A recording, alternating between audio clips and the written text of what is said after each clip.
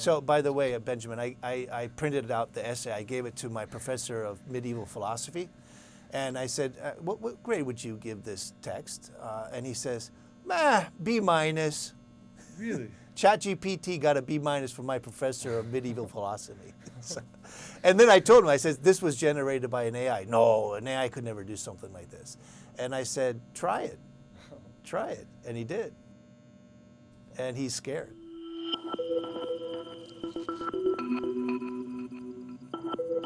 Rapid progress in artificial intelligence is generating fear as well as excitement.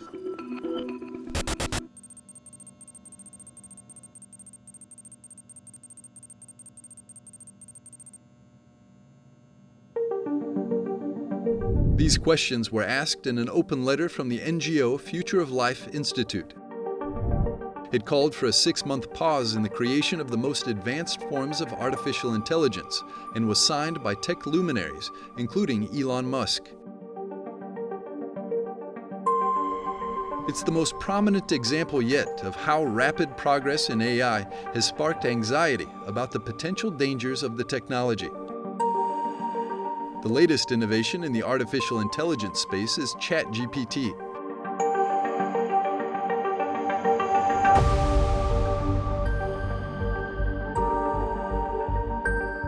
It's exhibiting unprecedented capabilities, from crafting essays and fiction to designing websites and writing code. I think that the large platforms are developing these technologies at a increasingly fast rate. The most famous and the best program out there now is ChatGPT, which is the artificial intelligence project of OpenAI. However, there are other programs coming out within a few months, and I've been told when I was in San Francisco 2 months ago that these programs are going to make ChatGPT look like primitive software.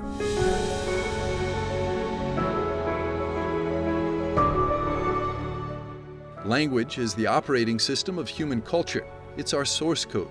From language emerges myth and law, art and science, friendships and nations. AI's new mastery of language means it can now hack and manipulate the operating system of civilization.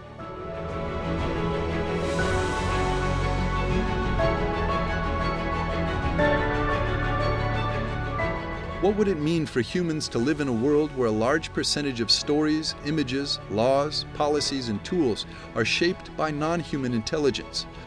What gives you hope, but at the same time, what are you genuinely preoccupied? The problem is about control. How much control do we have over these programs, basically?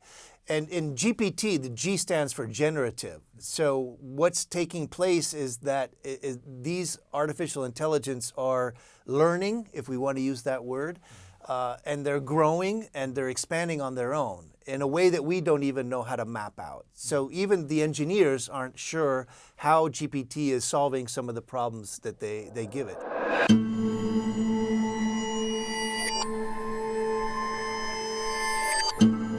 The degree of existential risk posed by AI has been hotly debated. Should we be afraid of this? And I think the answer is yes and no. The potential misuse of this technology is a real reason for us to be concerned. This powerful technology poses new risks, but also offers extraordinary opportunities. Balancing the two means treading carefully. It's really not a question of good and evil.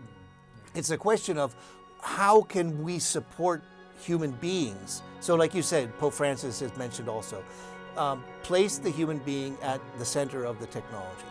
And so what people look at the Vatican, the developers are looking at the Vatican for a moral guide, a kind of moral authority. The Pope is probably the #1 moral authority in the world.